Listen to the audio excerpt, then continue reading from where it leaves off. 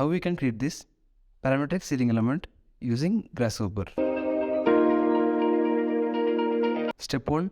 Create the base. For the base, use rectangular grid. Size X and Y denote the size of individual cell.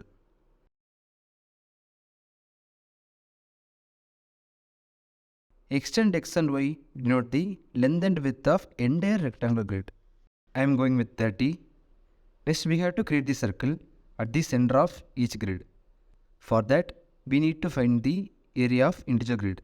Type area, connect the cell to the geometry. Now we have the area of individual grid. Type circle, connect the centroid to the plane. Hide the previous command. Step 2. Point attractors. Type point in the Grasshopper. In Rhino, introduce a single point. Right click, select set on point, select the point in Rhino. To have varying radius of circle, we have to find the distance between the area of circle and the introduced point. Connect distance to radius, which gives overlapping result. So introduce division.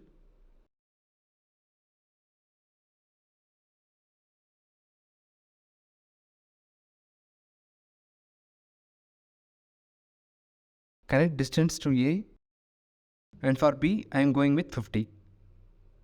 Connect the result with the radius.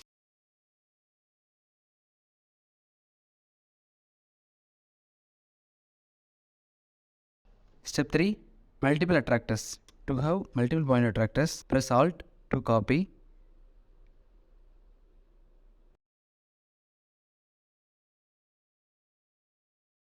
And in Rhino, introduce 2 more points.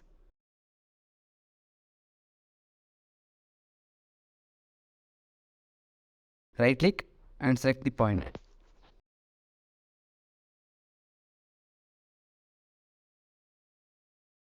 To connect multiple points, type stream.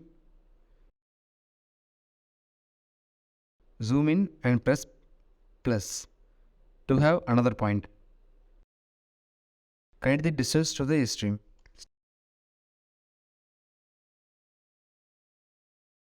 Connect minimum to A.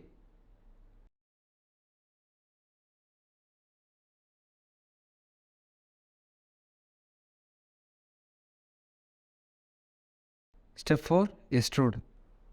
Type extrude. Connect the circle to the base.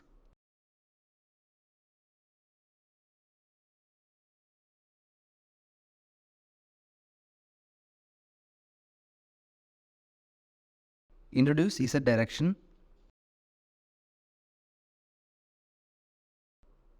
To have varying height, type remap numbers.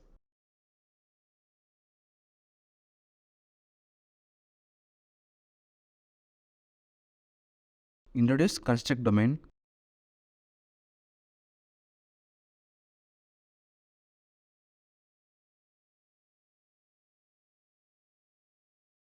Construct start is the minimum value. Construct end is maximum value.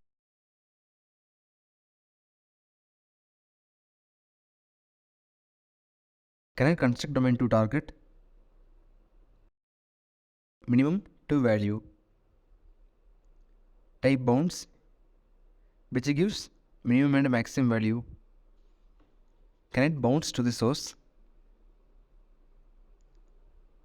Connect mapped to factor. By changing domain start and end, you can manipulate the height. It's a ceiling element. Introduce negative.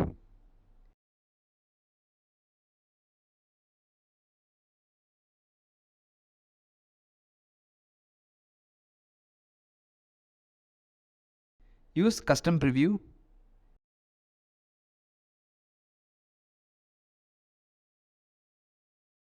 Color swatch.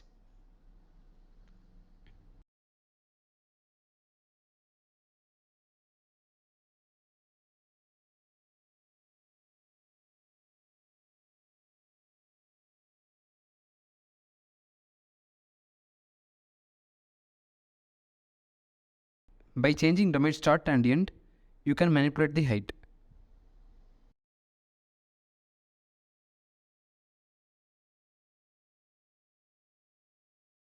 You can change the position of point in Rhino.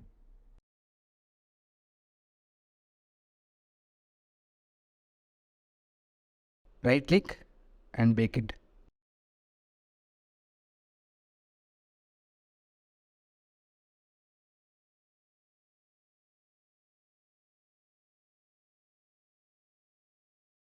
I guess it's an informative video.